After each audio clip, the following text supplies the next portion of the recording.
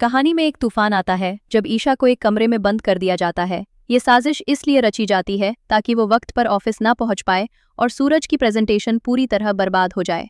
इधर ऑफिस में मंत्री जी पहुंच चुके हैं, तैयारियां मुकम्मल हैं, हर कोई बस सूरज की प्रेजेंटेशन का इंतजार कर रहा है। मगर जब सूरज को अचानक एहसास होता है कि जरूरी फाइल ईशा के पास अटकी हुई है और वो अब तक ऑफिस नहीं आई, तो उसके पैरों तले जमीन खिसक जाती है, माथे पर पसीने की बूंदें छलक आती हैं। क्या करे, कुछ समझ नहीं आ रहा।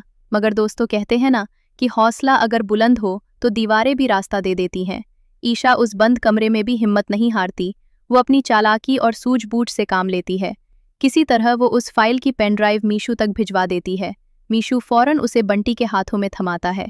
बंटी एक पल भी बर्बाद नहीं करता। वो तेजी से सूरज के ऑफिस की ओर भागता है और बिल्कुल आखिरी लम्हे में वो पेन ड्राइव सूरज की हथेली पर आ गिरती है। सूरज बिना एक सेकंड गवाए प्रेजेंटेशन शुरू कर देता है। उसकी आवाज़ में जुनून है, आंखों में विश्वास है। वो मंत्री जी के सामने अपने वाटर प्रोजेक्ट को इस कदर पेश करता है कि हर कोई मंत्रमुग्ध हो जाता है। उसकी लगन, उसकी दूरदृष्टि और उसकी योजना इतनी मजबूत होती है कि मंत्री जी खुद तारीफ किए बिना नहीं रह पाते। और फिर वो लम्हा आता है जिसका सबकी सांसें रोककर इंतजार था। मंत्री जी सूरज के वाटर प्रोजेक्ट पर मुहर लगा देते हैं। ऑफिस में तालियों की गड़गड़ाहट गूंज उठती है और सूरज की आंखें चमक उठती हैं। देखते ही देखते पूरे इंदौर में सूरज का नाम हर जुबान पर आ जाता है। गली गली में उसी की चर्चा है। लेकिन दोस्तों, इस जीत के पीछे जिसने सबसे बड़ी कुर्बानी दी, वो खामोशी से एक कोने में खड़ी है। ईशा, जो दूर से ये सब निहार रही होती है। उसकी पलकें भीगी हुई हैं मगर होंठों पर मुस्कान है। और तभी वो सबके बीच सूरज को सैल्यूट करती है।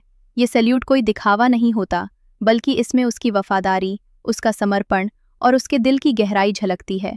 वो बड़ी शालीनता से सूरज को मुबारकबाद देती है, मगर सूरज आज भी अंधेरे में है। उसे हकीकत का कोई अंदाज़ा नहीं। वहीं दूसरी ओर आकाश ये नज़ारा देखकर भौचक्का रह जाता है। उसका दिमाग चकरा जाता है कि आखिर वो फाइल सूरज तक पहुंची कैसे। लेकिन दोस्तों, सबसे दर्दनाक बात यही है कि जिस ईशा ने पर्दे के पीछे से सूरज की दुनिया बचाई, उसी सूरज के दिल में आज भी उसके लिए सिर्फ नफरत भरी है। अब ये कहानी यहाँ से और रोमांचक मोड़ लेने वाली है। क्या कभी सूरज की आंखों से ये पर्दा उठेगा कि उसकी कामयाबी की असली नींव ईशा ने रखी है?